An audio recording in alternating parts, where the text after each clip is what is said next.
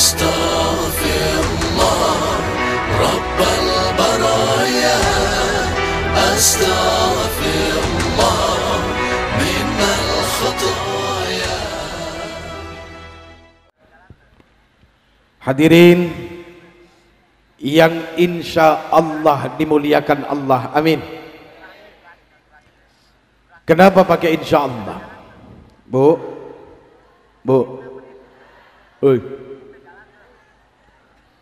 jawabannya sederhana. Insya Allah itu untuk sesuatu yang belum pasti. Allah Rabbul Izzah menyampaikan kepada kekasihnya. Siapa kekasih Allah? Kekasih Allah siapa? Nabi Muhammad.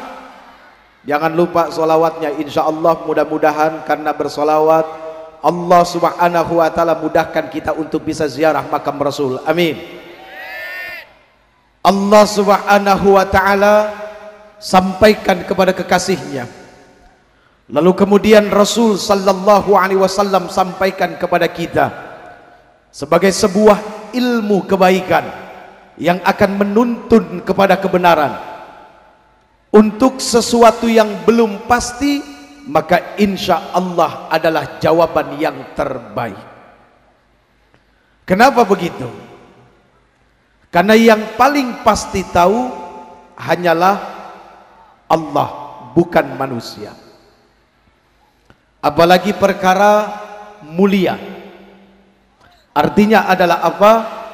Siapapun manusianya di sini, apakah dia orang yang punya kedudukan, ataukah dia orang yang memiliki harta, ataukah dia orang yang populer, karena ilmunya, karena kesolehannya, karena keturunannya dan derajatnya tinggi, dia tidak boleh mengaku kalau dirinya lebih mulia daripada yang lain. Mohon maaf lahir batin. Artinya adalah apa?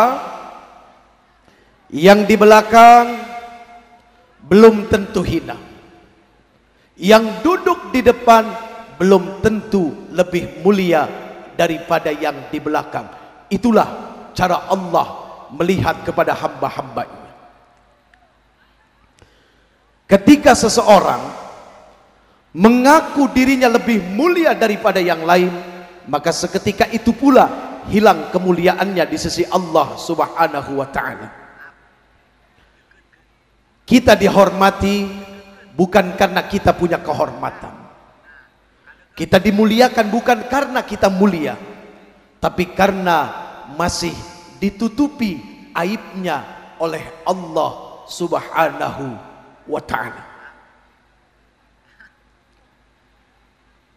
Bicara ini, maka kita bicara tentang akhlak dan kerendah hatian seseorang.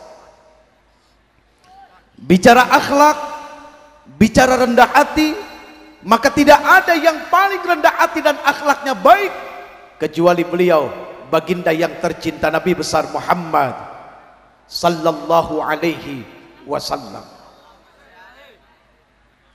Di dalam surat Al-Kahfi, ayatnya cari sendiri. Nah, iya, suratnya sudah diberitahu, masa ayatnya dikasih tahu juga ya? Terlalu enak, nanti kita nggak ada belajarnya. Di dalam surat Al-Kahfi, kalau tidak salah 2 ayat terakhir, akhirnya dikasih tahu juga tuh. Bagaimana bunyi ayat ini? Bunyi ayatnya sederhana. Ayat ini bisa menjadi satu amalan yang hebat, apalagi buat yang tahu setiap malam Jumat jangan tinggalkan membaca surat Al-Kahfi. Maka Allah akan ciptakan cahaya yang sangat luar biasa antara Jumat dengan Jumat yang lainnya. Pada ujung ayatnya Allah subhanahu wa ta'ala berfirman, Qul innama ana basyarum mithlukum yuha ilayya annama ilahukum ilahu wahid. Katakan bahwa sesungguhnya aku ini hanya manusia biasa, kata Rasul, sama seperti kalian. Yang membedakan aku dengan kalian adalah apa? Aku diberikan wahyu oleh Allah Subhanahu wa taala untuk menyampaikan kalau kalian punya Tuhan yang satu. Seorang rasul saja yang maksum, yang sudah dijamin surganya, tidak akan dimenamkan dalam jahannam. Beliau begitu sangat rendah hati. Apalagi model orang kayak begini, Ibu, yang berdiri di hadapan bapak-bapak, ibu-ibu, ini manusia yang belum ada jaminan apa-apa. Kalau bicara neraka kayaknya lebih pasti daripada surga. Sekarang saya mau tanya, kira-kira buat kita semua lebih pasti ke neraka apa ke surga? Hah? Ke neraka? Bocah, emang lu pernah ke neraka? Satu pun di antara kita belum pernah ada yang ke neraka, tapi nggak ada yang mau masuk neraka. Dan satu pun di antara kita ini belum pernah ada yang masuk surga, tapi kepengen masuk surga. Itulah hebatnya firman Allah Subhanahu wa taala. Jadi kalau bicara pasti, rasanya neraka, surga belum tentu. Begini saja Ibu, kalau Ibu kepengen tahu sisa saldo pahala Ibu, atau Bapak kepengen tahu sisa saldo pahala Bapak, ingat saja kapan terakhir marah-marah. Kok begitu Uje? Marah itu menghapus amal, menghapus pahala sholat, menghapus pahala sedekah, menghapus pahala puasa. Jadi tidak sedikit orang pergi haji, pulang nggak bawa apa-apa. Kenapa? Di sana kerjaannya marah-marah.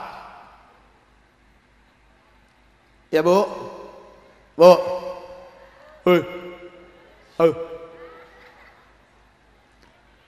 jadi tidak sedikit orang yang pergi haji pulang nggak bawa apa-apa, karena di sana kerjaannya marah-marah. Yang repot, ada orang pulang haji sampai tanah air, pulang ke kampungnya, ada yang nggak panggil Pak Haji, 3 bulan sakit hati nggak ke masjid. Ini yang paling repot lagi Pak. Oh ternyata pergi hajinya karena kepengen dipanggil haji. Padahal orang yang dipanggil haji juga belum tentu jaminan Allah berikan surga, karena hanya panggilan haji, tapi perilakunya bukan perilaku haji. Taltul, mikir. Deso. Oke bro, oke coy. Yo maaf. Baik, hadirin yang insya Allah dimuliakan Allah, amin. Sebelumnya Uje mohon maaf, yang bicara ini tidak lebih baik dari yang mendengar. Saya tidak lebih baik dari suami ibu, saya tidak lebih baik dari anak-anak bapak. Saya ini hanya ketolong baik sangka orang, katanya orang soleh, padahal belum tentu. Allah yang paling pasti tahu. Bahan putih ini adalah sebuah perumpamaan. Ketika segala sesuatu terhijab, terdinding, maka akan menjadi penghalang. Begitu juga dengan cahaya Allah. Begitu juga dengan cahaya Allah. Bagaimana mungkin sebuah cahaya masuk ke dalam hati manusia kalau di dalam hatinya banyak dinding, banyak tembok? Dinding apa saja yang menghalangi cahaya Allah masuk ke dalam hati manusia? Banyak. Sifat-sifat mazmumah, hal-hal yang menyeret manusia kepada kehinaan, itulah yang akan menjadi dinding antara cahaya Allah masuk ke dalam hati manusia. Salah satunya apa Ibu? Salah satunya suka sibuk sama urusan orang lain. Ya Bu? Bu? Salah satunya adalah suka sibuk sama urusan orang. Allah Subhanahu wa taala berfirman, "Innallaha la yastahi أن يضرب مثلا ما بعوضة فما فوقها فأما الذين آمنوا فيعلمون أنه الحق من ربهم وأما الذين كفروا فيقولون ماذا أراد الله بهذا مثلا يضل به كثيرا ويهدي به كثيرا وما يضل به إلا الفاسقين.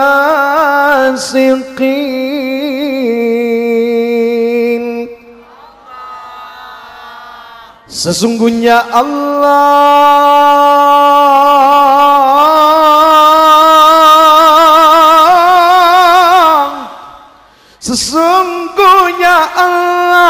tidak akan pernah malu kepada manusia untuk memberikan permisalan-permisalan, contoh-contoh kepada seekor nyamuk misalnya, atau yang lebih rendah daripada itu. Nah, sekarang upil masuk dalam kategori fama fauqaha. فَأَمَّا الَّذِينَ آمَنُوا فَيَعْلَمُونَ أَنَّهُ الْحَقُّ مِنْ رَبِّهِمْ. Dan mereka orang-orang yang beriman,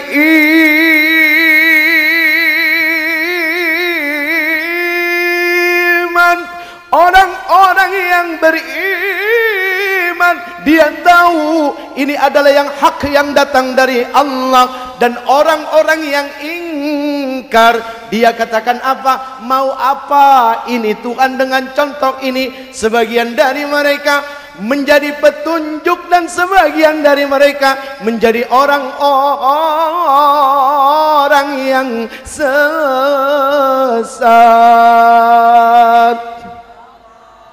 Ketika kita berharap ada cahaya Allah turun masuk ke dalam hati kita, tapi kemudian kita sibuk dengan urusan orang lain, kita sibuk dengan keburukan orang lain, inilah yang akan menjadi salah satu dinding cahaya itu masuk. Karena ada penghalang antara cahaya Allah dengan hati kita. Jadi bagaimana mungkin cahaya Allah masuk ke dalam hati kita? Padahal cahaya Allah begitu sangat luar biasa. Maaf, yang namanya manusia hidup bohong kalau tidak butuh cahaya. Ada perumahan mewah dibangun, harga rumahnya 3 miliar, 4 miliar, tapi PLN nggak masuk ke perumahan itu. Kira-kira ada yang mau beli nggak? Ngapain rumah besar-besar persis kayak kuburan, nggak ada lampunya. Betapa pentingnya sebuah cahaya. Tapi pertanyaannya, cahaya yang mana? Apakah cahaya lampu ini? Tidak, bukan. Ini adalah cahaya kebendaan. Cahaya yang menunjukkan siapa di mana ada siapa, di mana ada benda, benda ada di mana. Cahaya ini. Ada cahaya yang lebih hebat yang kita butuhkan untuk sampai kepada sesuatu yang lebih mulia adalah apa? Allahu nurus samawati wal ardh. Mathalu nurihi kamishkatin fiha misbah. Al-misbahu fi zujajah. الزجاجة كأنها كوكب دري يوقد من شجرة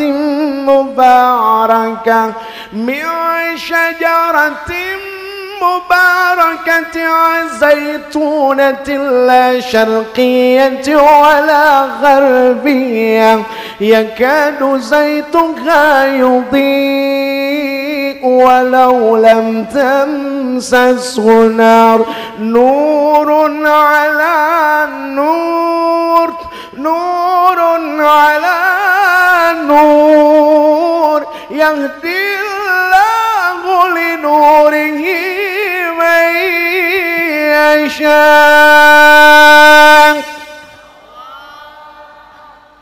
Ini cahaya yang kita butuhkan. Tapi maaf, tidak akan mungkin kita sampai kepada cahaya Allah tanpa cahaya Nur Muhammad sallallahu alaihi wasallam. Kok Kok kenapa harus kepada Nabi Muhammad? Oh, kita ini bukan manusia sekualitas Ibrahim. Kalau Nabi Ibrahim jelas dengan dirinya dan petunjuk Allah Subhanahu wa taala, beliau mampu mencari Tuhan dengan sendirinya. Tapi kita tidak bisa, model manusia yang butuh dituntun. Nah, jadi seperti itu. Nah, kita membutuhkan Rasul sallallahu alaihi wasallam. Tanpa beliau tidak akan mungkin. Nah, jadi sederhananya adalah apa? Ayo jangan keluar dari Quran dan Sunnah. Insya Allah ketika kita tidak keluar dari Quran dan Sunnah, maka itu adalah jawaban. Iman adalah sebuah jawaban dari setiap persoalan di dalam kehidupan. Kenapa? Karena orang-orang yang beriman, sesusah apapun diberikan ujian, menurut kata orang susah, menurut dia bukan kesusahan, tapi kenikmatan yang sangat luar biasa. Karena orang-orang yang beriman gak ada ragu sedikit pun. Makanya Masya Allah betapa sayangnya Allah. Allah selalu panggil di dalam Quran, ya ayyuhalladzina amanu qu anfusakum wa ahlikum nara. Ya ayyuhalladzina amanu kutiba alaikumus siyam. Ya ayyuhalladzina amanu. Ya ayyuhalladzina amanu. Semua yang dipanggil adalah yang beriman, yang beriman, yang beriman, yang beriman. Bicara iman, iman artinya adalah percaya. Kalau kita kepengen tahu apakah kita beriman atau tidak, gampang mendeteksinya. Karena iman sangat nurut kepada apa yang diperintahkan. Nah, ketika diri ini tidak nurut, berarti sudah mampu mendeteksi seperti apa ketaatan kita kepada Allah Subhanahu wa taala. Astaghfirullah Rabbal baraya, astaghfirullah